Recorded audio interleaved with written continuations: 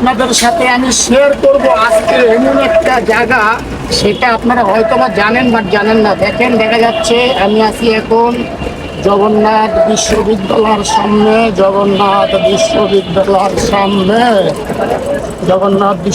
সামনে। তো আপনাদেরকে এমন একটা জায়গায় নিয়ে যাচ্ছি। আমি আপনার প্রথম পাম্প, ঐতিহাসিক, যাকে বলা হয় ঐতিহাসিক পাম্প, তো সেটাই আপনাদেরকে আজকে আমি দেখাবো। তো আপনারা দেখে চিনেন বা না চিনেন অবশ্যই কমেন্টে বলবেন। তো যাই হোক, চলেন আপনাদেরকে ঐতিহাসিক পাম্পটা দেখাই। আপনাদেরকে আমি ঐতিহাসিক পাম্প দেখাবো। এটা হয়েছে গিয়া আপনার সদরঘাট ভিক্টোরিয়া পার্কের সামনে, ঠিক আছে? তো এটা ঐতিহাসিক ঢাকার শহরে প্রথম পেট্রোল পাম্প।